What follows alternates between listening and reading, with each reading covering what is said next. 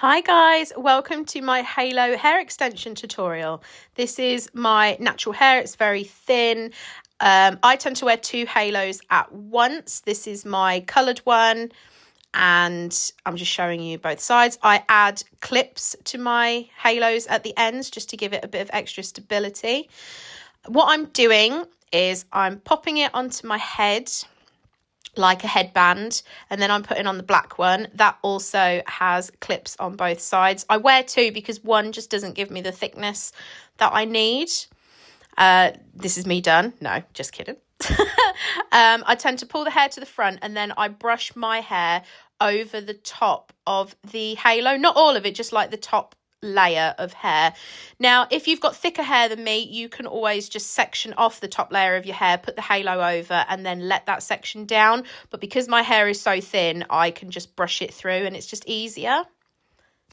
I tend to just brush all the way around and I can kind of feel when I've got enough hair covering it. I then go ahead and make sure that the clips are in the right place and then clip them in. This isn't an essential step. I just do it because my hair is so thin. The halos tend to move and slide about, so I like to have the clips just at the edges as it holds them in place. I know that clip-in extensions are not great for your hair, but it's the only way that I personally can wear halos and get them to stay in place all day.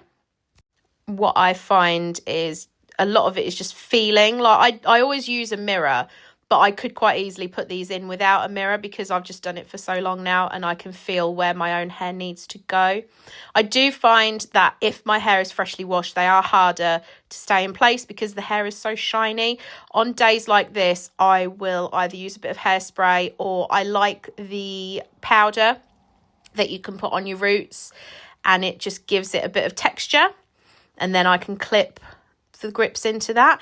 As you can see, my hair at the back is quite thin, so I tend to wear a topper as well. This not only covers the weft of hair, but I have some thinning around my crown, so I tend to wear a topper, which I'm going to show you in a second. I'm just readjusting this one, it's not comfortable.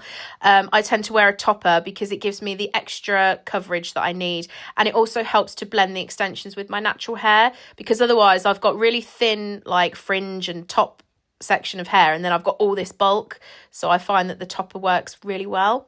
This is a 4-clip topper. I do have a 3-clip one as well, but that's misbehaving itself at the moment, so I tend to go for the 4.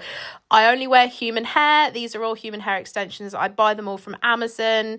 They vary in price. A halo is normally around 70, maybe 80 pounds because I tend to get 22 inch. And then the toppers are around 50 to 60. I think this is a 12 or 14 inch topper. I tend to get longer toppers because I only tend to wear them with my extensions, and if I had a really short topper, it wouldn't work.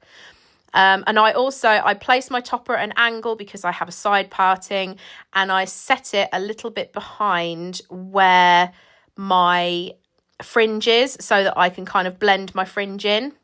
What I'm now doing, I'm grabbing some root spray and I've got some thinning around the front of my hair, like around my hairline, so I just tend to spray a little bit around the edges, and again it all just helps to blend it in that little bit better. When my hair is freshly dyed, I find that it goes in quite well as well. Please excuse the spit, but it is my own body.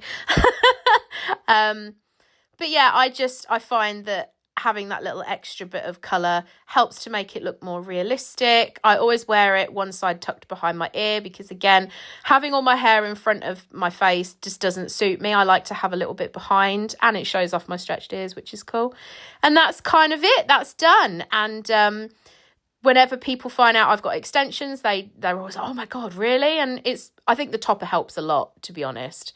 But that's how I do it.